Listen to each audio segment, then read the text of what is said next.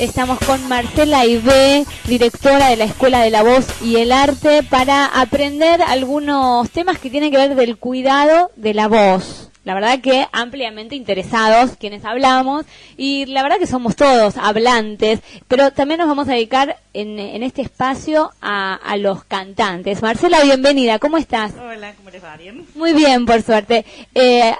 Me adelantabas antes que vamos a hablar del cuidado de la voz en los que cantan. Sí. Y cada vez veo que hay más gente que canta, o sea, creo que es una muy linda tendencia, ¿no? Esto de animarse a cantar, quizás de modo amateur, pero bueno, no solo bajo la ducha, como en algún momento ocurría. Sí, pero viste que la idea es traer algún temita que tenga que ver con la voz cada 15 días, y arrancamos hace poquito. Así es. La clase, sesión, programa, no sé cómo le vamos a decir, anterior hablamos de los cuidados de la voz en general. Pero hoy se me ocurrió hablar un poquito de cuidados de la voz específicos para los cantantes, para las personas que usan su voz profesional y que tienen entrenamiento en su voz. Y que muchas veces también me preguntan, ¿cómo me cuido? ¿Qué hago? ¿Hasta dónde tengo que entrenar todos los días? ¿Cómo es? ¿Es una vez por semana en mi clase? ¿Es un poquito todos los días? Bueno, así que se me ocurrió resumir algunos tips que me parecen importantes para ellos. Marce, ¿es lo mismo en verano que en invierno el cuidado de la voz? Y mira, yo creo que no, en invierno hay que cuidarse más del frío, de los enfriamientos, porque podemos tender a una inflamación. Y obviamente, más los que cantamos, que tenemos que tener nuestra voz siempre perfecta, en buenas condiciones, ¿sí? Bueno, partamos de la base que un cantante o un profesional de la voz, al tener entrenamiento en su garganta, tiene un gran sentido de lo que se llama la propiocepción. Está muy conectado con su voz, con sus músculos, con su volumen. A mí me pasa, por ejemplo, que hay veces que me levanto, que hablo así, estoy así, y tengo tanto registro de mi sonido que digo, ay, me parece que estoy cansada, pero me doy cuenta por cómo está mi voz, no por cómo está el cuerpo, pero porque tengo una gran relación con mi sonido y con mi garganta. Entonces, uno de los cuidados que se me ocurrió comentarles es el siguiente. Muchas veces los cantantes estamos arriba de un escenario, no tenemos un buen monitoreo, no tenemos un buen sonido, podemos llegar a tener un problema con algún monitor, y tenemos que tener una gran conciencia de nuestro volumen para no forzarla, porque si no podemos correr el riesgo de terminar difónicos o con una gran fatiga vocal cuando termina el show. Lo mismo en las salas de ensayo. También es muy común, cantantes, vas a una sala de ensayo y estás la hora y media o las 2 horas mientras los músicos están pasando sus canciones, cantando y cantando y cantando a full. No es necesario. Pueden marcar, como le llamamos nosotros, cantar bajito la canción, pasarla, y cuando ya están listos los músicos, ahí cantamos la canción a full, porque también con esto podemos llegar a tener una fatiga vocal, o sea, un desgaste innecesario, porque no es necesario repetir y repetir la canción 20 veces mientras los músicos están pasando el tema. También esto suele suceder, terminás el ensayo difónico. No, cuidar la voz en los ensayos también. No usarla innecesariamente. Voz profesional de los profesores de canto. Los profesores de canto estamos todo el tiempo, a veces jornadas largas de clases, usando nuestra voz. Y tendemos a estar todo el tiempo marcando a nuestros alumnos los patrones incorrectos del sonido. Esto también nos gasta mucho la voz. Por ejemplo, vos le decís a tu alumno, mira, no hagas hace no hagas hace bueno, estar 8 horas sometiendo a la laringe a estos movimientos, a estos patrones incorrectos, nos puede cansar mucho la voz. ¿Y se puede recuperar de ese cansancio? Digamos, cuando vos estuviste 8 horas, como bien mencionás, utilizando la laringe o haciendo un esfuerzo vocal, después ¿Tarda mucho la recuperación de la voz para el cantante o con solo hacer silencio o cómo es esa recuperación? Mira, en este sentido no hay diferencia entre cantante o no cantante. Una voz sana, después de una fatiga vocal y después de 8 horas de sueño, de descanso o de boca cerrada, debería recuperarse. 48 horas de difonía, descansando y estando callado y seguís difónico, es aconsejable hacer una fibro. No, digamos que en este aspecto no hay una diferenciación. Sí, es lo que tenemos que hacer es prevenir la difonía y la fatiga vocal si usamos nuestra voz profesional. ¿Sí? ¿Puede ocurrir algo orgánico, digo, cuando uno usa mal la voz o está esto de la fatiga y la sigue esforzando, se puede generar nódulos en la garganta? Exacto, de una fatiga vocal vas a una inflamación, si seguís, vas a una inflamación, de una inflamación podés ir a un esbozo nodular y si se sigue y seguimos, podés ir a un nódulo. Las estaba escuchando atentamente y pensaba, y esto lo equiparo al fútbol, miren la equiparación, ¿no? Antes hablaba Marcela Ibé acerca de el forzar la voz o el jugar al mango. Es como querer hacer entrenamientos para un partido y en el entrenamiento jugar como si fuera el partido a full, meter la pata a fondo, entrar a la pelota con todo, y de la misma manera con esto. Si vos estás cansado y jugás al fútbol y estás cansado, tenés fatiga muscular y seguís jugando al fútbol, primero te vas a contracturar y después te vas a desgarrar. Claro. Es el equivalente a lo que pasa en las cuerdas vocales. Exacto. Vos sabés que muchas veces hago el correlato porque en realidad los cantantes estamos dentro del rubro deportistas de alto rendimiento. Sí.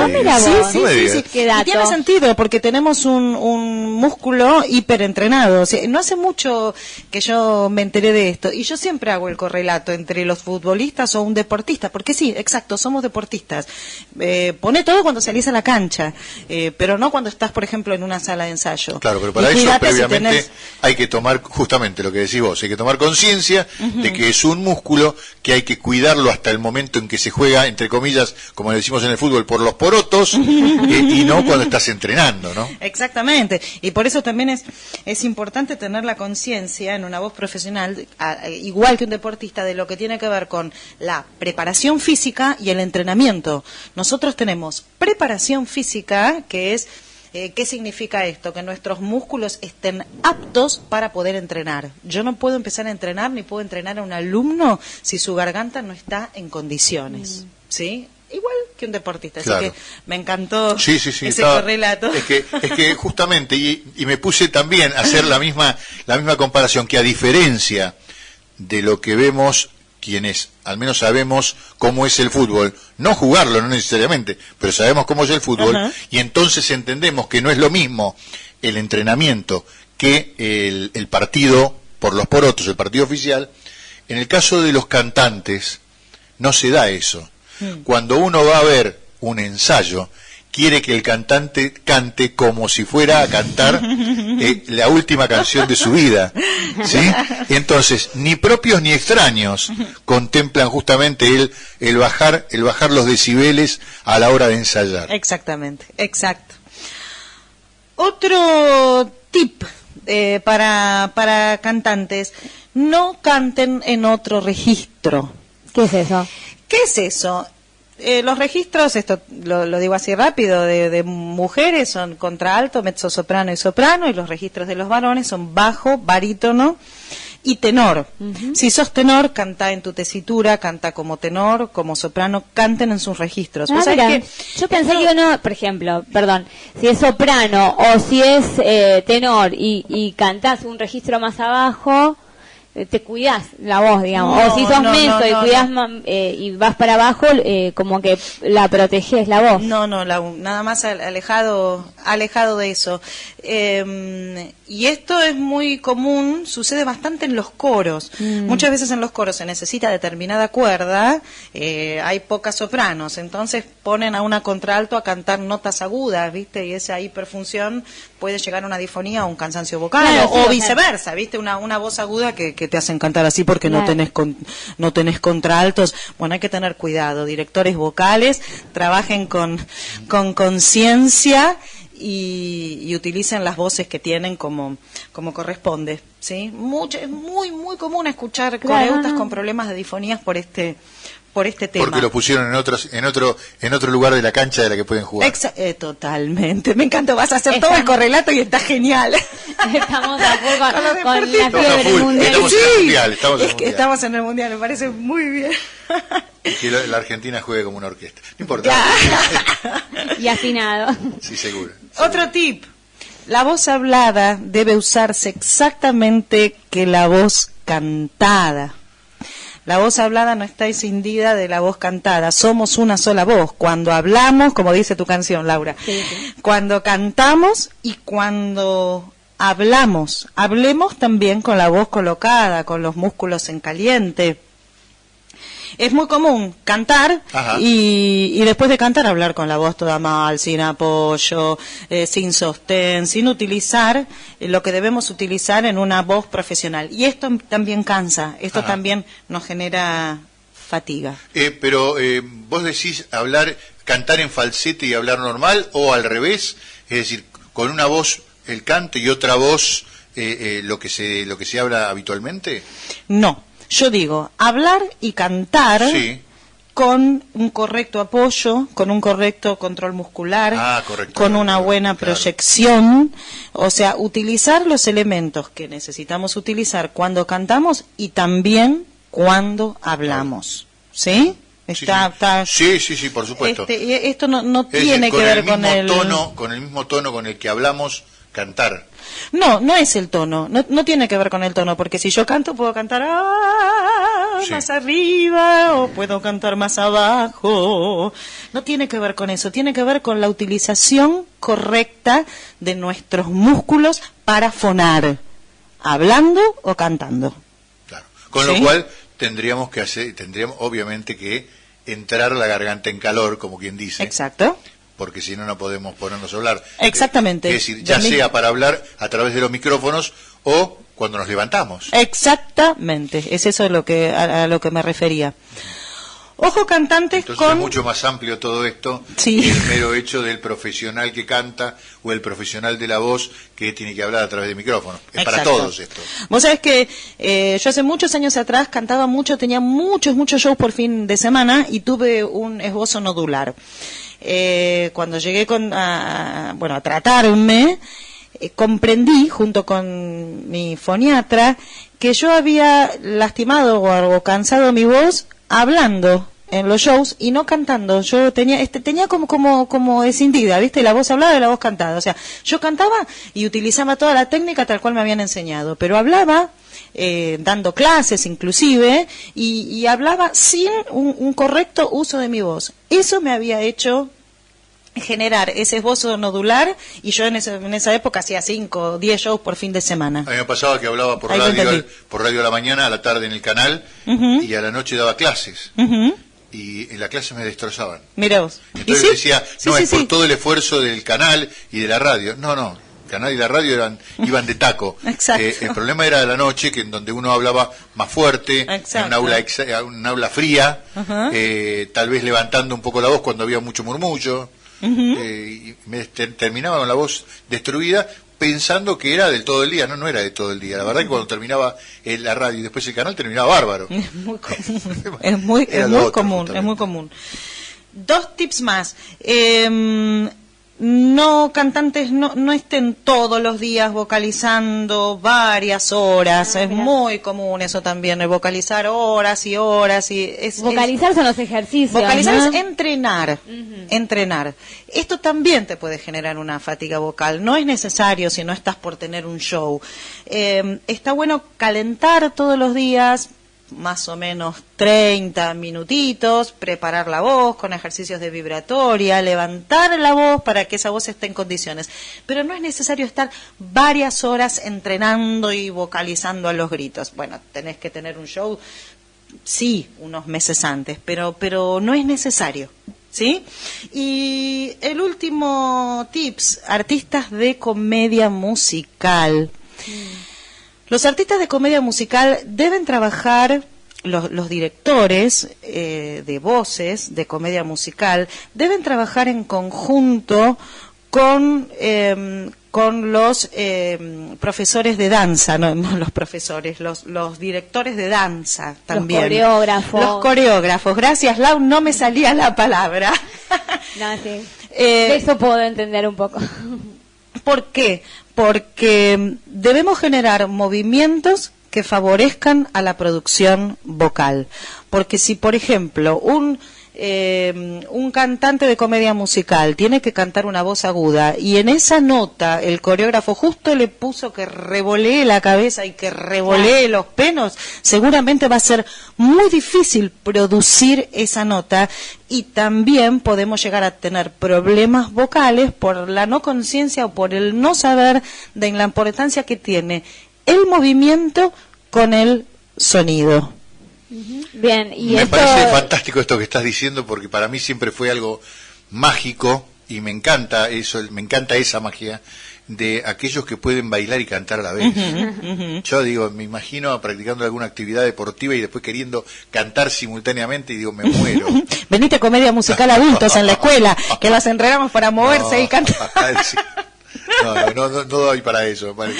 No doy el perfil. Pero sí, hay que trabajarlo realmente con conciencia. Bueno, en en la escuela ustedes tienen distintos profesores para cada rubro y está bueno esto que mencionás, ¿no? Que tienen sí o sí que trabajar juntos. Claro, que haya cohesión, ¿no? Sí, exactamente. En comedia musical trabajamos en equipo, profesor de danza, de teatro y de canto, trabajamos en equipo para integrar las tres áreas, que es lo que los artistas de comedia musical deben hacer y deben saber. Como Entonces, cantante, como profesora, a mí siempre bueno, te tengo ahora, justito en este momento, siempre he visto espectáculos en donde hay videos, por ejemplo, de grandes cantantes internacionales que bailan frenéticamente y cantan como si estuvieran en la cocina de su casa. Y entonces me digo, o una de dos, o está ensamblado el audio, o es playback cuando van a un espectáculo. ¿Qué es eso? ¿Ese es entrenamiento? Puede haber un playback, pero la verdad que el entrenamiento del artista de comedia musical, como yo le digo a mis alumnos, yo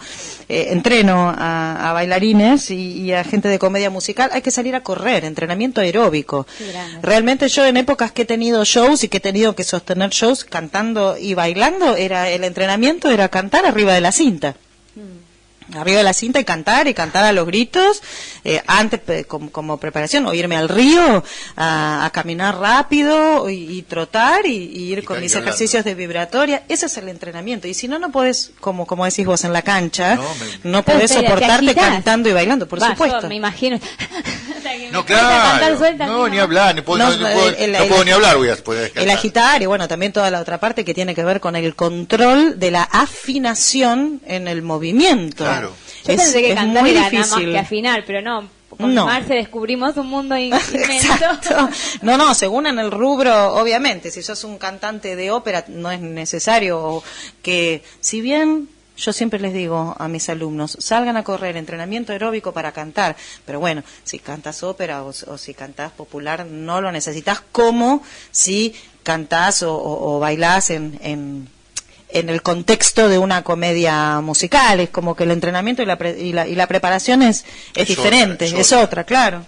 Es un tema, tema realmente muy interesante, el tema de la comedia musical y de los desafíos que propone, ¿no? El hecho de estar en comedia musical. Entonces, ¿vos recomendás salir a correr, salir a caminar rápido y vocalizar en esas circunstancias con esa situación física? Sí. En caso de tener de tener que cantar o de tener una presentación, ¿viste? Ojo, esto que decía antes, todos los excesos también son malos, eso lo sabemos todos, ¿viste? Como te decía recién, un cantante no hace falta que estés 3 horas vocalizando todos los días. Claro. Si tenemos show, bueno, sí, ahí le damos un poquito más duro. Bien. María de Olivos dice que a pesar de que no soy fumadora y nunca grito, trabajo en un comercio todos los días, hablando con la gente y tengo la voz inutilizable hace semanas. ¿Qué técnica utilizo?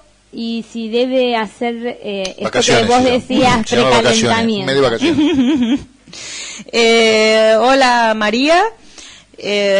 A veces la voz no tiene que ver con fumar o con hablar alto. En realidad lo que hay que hacer es que te vea un otorrinolaringólogo y que te haga una fibroscopía, porque realmente la disfonía puede ser por varias situaciones. Puede ser por uso, puede ser por sobreuso, puede ser por estrés, puede ser por cansancio, puede ser por una inflamación.